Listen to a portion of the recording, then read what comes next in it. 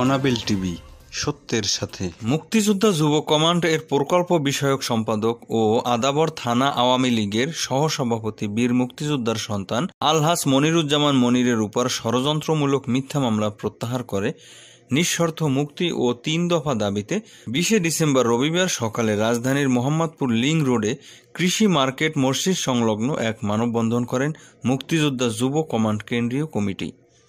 মুক্তিযোদ্ধা যুব কমান্ড এর কেন্দ্রীয় কমিটির সভাপতি জাফর ইকবাল নান্টুর সভাপতিত্বে মানববন্ধনে প্রধান অতিথি হিসেবে উপস্থিত ছিলেন মুক্তিযোদ্ধা সংসদ সন্তান কমান্ড এর কেন্দ্রীয় কমিটির সভাপতি মেহেদী হাসান এবং প্রধান বক্তা হিসেবে উপস্থিত ছিলেন বঙ্গবন্ধু স্মৃতি সংসদ ও বঙ্গবন্ধু স্মৃতি পাঠাগারের প্রচার ও প্রকাশনা সম্পাদক মোহাম্মদ আরুক মুন্সি। এছাড়াও উপস্থিত ছিলেন মনিরুজ্জামান মনিরের মাতা সাদিয়া খাতুন, মুক্তিযোদ্ধা সংসদ সন্তান কমান্ডের সাধারণ সম্পাদক মোহাম্মদ সেলিম রেজা সহ মুক্তিযোদ্ধা যুব কমান্ড এর কেন্দ্রীয় কমিটির অন্যান্য সদস্যরা। তাছাড়া অত্র এলাকার সর্বস্তরের হাজার হাজার লোকজন স্বতঃস্ফূর্তভাবে এ মানববন্ধনে অংশগ্রহণ করে। এ সময় মুক্তিযোদ্ধা যুব কমান্ডের সভাপতি জাফর ইকবাল নান্টু বলেন, আগামী ৩১ ডিসেম্বরের মধ্যে যদি মনিরুজ্জামান মনিরকে মুক্তি দেয়া না হয় এবং ৩ দফা দাবি দ্রুত বাস্তবায়ন না হয় তবে প্রধানমন্ত্রীর কার্যালয়ের সামনে মুক্তিযোদ্ধা যুব কমান্ড লাগাতার অবস্থান কর্মসূচি পালন করবে বলে হুঁশিয়ারি দেন। আমরা আলহাজ মনিরুজ্জামান মনিরের নিঃশর্ত মুক্তির দাবিতে শুরু থেকে আন্দোলন করে যাচ্ছি। আমরা আন্দোলন আরো করব।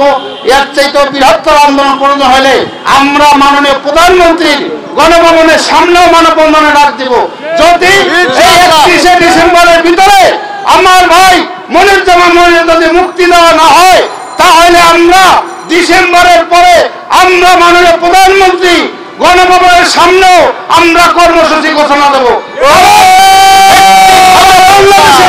মুক্তিযোদ্ধা পরিবার এবং আওয়ামী লীগের থেকে বঞ্চিত নেতাদের যে ষড়যন্ত্র চলছে সারা বাংলাদেশে, তারই নির্লজ্জতা, তারই ধারাবাহিকতায় নব্য আওয়ামী লীগ আদাবর মোহাম্মদপুরে অনেক গজে ওঠা বিএনপি জামাত থেকে আসা এই সমস্ত নেতা নামদারি, আওয়ামী লীগের নামদারি, তাদেরকে আমরা প্রতিহত করব, তাদেরকে জবাব দেব। প্রয়োজন হলে তাদেরকে আমরা মানুষের সামনে এনে তাদের বিচারে দাঁড় করায় দাঁড়াবো। রাষ্ট্র আমার, রাষ্ট্রের সকল প্রশাসন আমার, রাষ্ট্রের মানচিত্র আমার। তাহলে আমার এই মানচিত্রে কেন মানচিত্রের মালিকের সন্তান আজকে ষড়যন্ত্র শিকার হবে? শুধু আমরা মুক্তিযোদ্ধার সন্তানরা বিজয়ের মাস দেখে আমরা বৃহত্তর আন্দোলন সংগ্রাম দিতেছি না। কারণ আজকের ক্ষমতা আছেন মুক্তিযুদ্ধের পক্ষের সরকার, আমাদের মাননীয় প্রধানমন্ত্রী জননেত্রী শেখ হাসিনা। তিনি কিন্তু প্রত্যেকটা এলাকার ইউনিয়নের ওয়ার্ডের তৃণমূল কর্মীর খবর কিন্তু রাখেন। হয়তো তার দৃষ্টিতে আসতে একটু সময় লাগে, তিনি কিন্তু বিচার করেন। তোমরা এটা মনে করো না যে নব্য আওয়ামী লীগ সাথে ষড়যন্ত্র করে শেখ হাসিনার হাত থেকে বেঁচে যাবে, তা কখনো পারবে না। শেখ হাসিনার কর্মী সারা বাংলার আনাচে কানাচে আছে। এই ষড়যন্ত্রের কথা তার কাছে কেউ না কেউ পৌঁছে দেবে ইনশাআল্লাহ। আমরা এই সমাবেশ শেষে আমরা একটি মিছিল দিয়া আমাদের এখানকার যিনি জনপ্রতিনিধি, আমাদের মাননীয় সংসদ আল্লাহ সাদেক হোসেন খানের প্রতি আমরা বিষয়ে বিক্ষোভ মিছিল নিয়ে যাব এবং আমরা র্যাব প্রশাসনের সামনে থেকে যাব। যেই র্যাব ষড়যন্ত্র করে টাকার বিনিময় এই মুক্তিযোদ্ধা সন্তানকে বিজয়ের মাসের মধ্যে গ্রেপ্তার করে রেখেছে, আমরা সেই র্যাব প্রশাসনের মহাপরিচালকের কাছে আমরা আবেদন করেছি। তাকে জানিয়েছি যে আপনি র্যাব আমার ভাই বীর মুক্তিযোদ্ধা সন্তান আলহাজ মনিরুজ্জামান মনিরকে একটি ষড়যন্ত্রমূলক মোটা টাকার বিনিময়ে তাকে গ্রেপ্তার করে তার বিরুদ্ধে বিভিন্ন হয়রানিমূলক মামলা দিয়েছে। আমরা র্যাবের যিনি মহাপরিচালক তার কাছে জানিয়েছি, আমরা মাননীয় প্রধানমন্ত্রীর কাছে আবেদন করেছি, আমরা পুলিশের আইজির কাছে আবেদন করেছি, আমরা দুদকের কাছে আবেদন করেছি। আমরা প্রয়োজনে এইবার জাতির জনক বঙ্গবন্ধুর যে স্মৃতি বিজড়িত টঙ্গী তার সেখানেও আমরা স্তম্ভ ওখানেও আমরা মানববন্ধন কর্মসূচি দিব। কারণ আমার ভাইয়ের মুক্তি না পর্যন্ত এই আন্দোলন সংগ্রাম চলবে চলবে চলবে। কিন্তু তার ঘর বাড়িতে কি হলো? তার ঘর বাড়ি ভাঙচুর হলো কেন? তাদের রান্নাঘরে আগুন দেওয়া হলো কেন? তার মাকে হত্যা করার জন্য চেষ্টা করা হলো কেন? তার মায়ের কি অপরাধ? তার মানে এর পেছনে একটি চক্রান্ত আছে, একটি মহল আছে, একটি গোষ্ঠী আছে, এটা পরিষ্কার। রাজনৈতিক প্রতিদ্বন্দ্বিতা থাকতে পারে, ব্যবসায়িক প্রতিদ্বন্দ্বিতা থাকতে পারে, সামাজিকভাবে প্রভাব প্রতিপত্তি নিয়ে থাকতে পারে। প্রসঙ্গ যেখানে পরিষ্কার যে এটা একটি ষড়যন্ত্র, তার মানে যে মামলাই করা হয়েছে বা তাকে গ্রেফতার করানো হয়েছে, যেটা করা হয়েছে এটা পরিষ্কারভাবে ষড়যন্ত্র। এই ষড়যন্ত্র যদি এইভাবে চলতে থাকে, আজকে মনির নয়, আমরা এই সামনে যারা আছি আমরা কেউ রেহাই পাবো না। আমরা কিন্তু এই ষড়যন্ত্রের শিকার হব, কিন্তু বাঁচার উপায় কি? বাঁচার উপায় হচ্ছে আমাদেরকে ঐক্যবদ্ধ থাকতে হবে, প্রতিবাদ করতে হবে।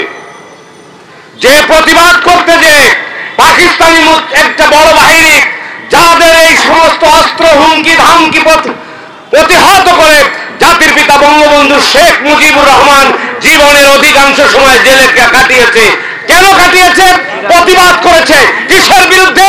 অন্যায়ের বিরুদ্ধে। কিসের বিরুদ্ধে? ষড়যন্ত্রের বিরুদ্ধে। আজকে কথায় কথায় বঙ্গবন্ধুর কথা বলবেন, আদর্শের কথা বলবেন, আর অন্যায়ের প্রতিবাদ করবেন না, এটা হতে পারে না। সে যে দলেই থাকুক না কেন, বঙ্গবন্ধুর দলেও যদি এই চরিত্রহীন না থাকে, এই ষড়যন্ত্রকারী না থাকে, যে পদেই থাকুক, এমপি হোক, মন্ত্রী হোক, কাউন্সিলর হোক, মেয়র হোক, সভাপতি হোক, সাধারণ সম্পাদক হোক, এটা দেখার বিষয় না। এই প্রতিবাদ করতে হবে। যদি বঙ্গবন্ধুর দল করি, যদি বঙ্গবন্ধুকে ভালোবাসি, তাহলে আমাদের সকল অন্যায়ের প্রতিবাদ করতে হবে। আজকে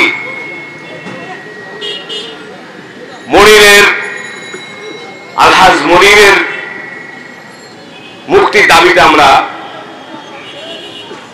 মাঠে নেমেছি। বিজয়ের দিবসে, স্বাধীনতার 50 বছর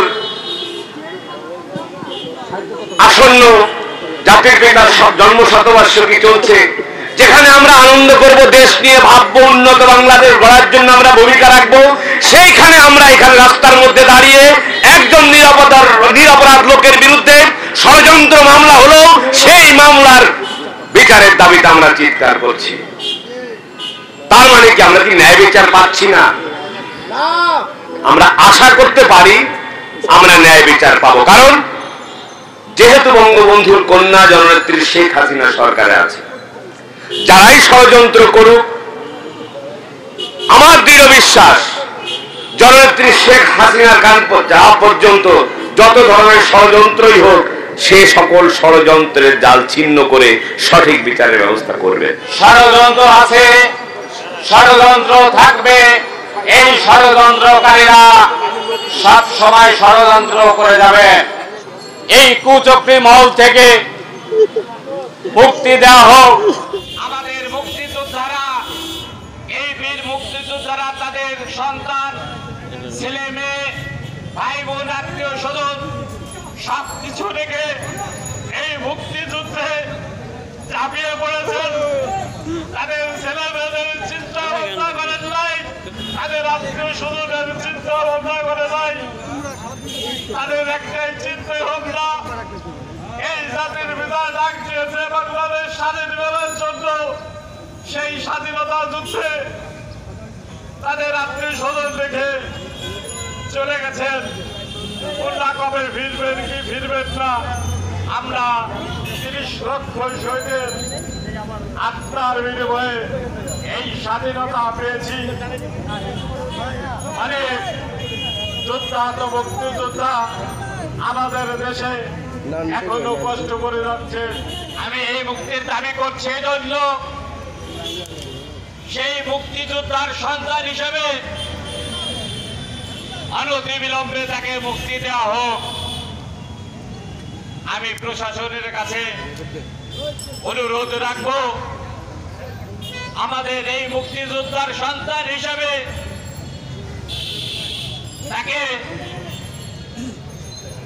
এই কুচক্রী মহল থেকে মুক্তি দেওয়া হোক।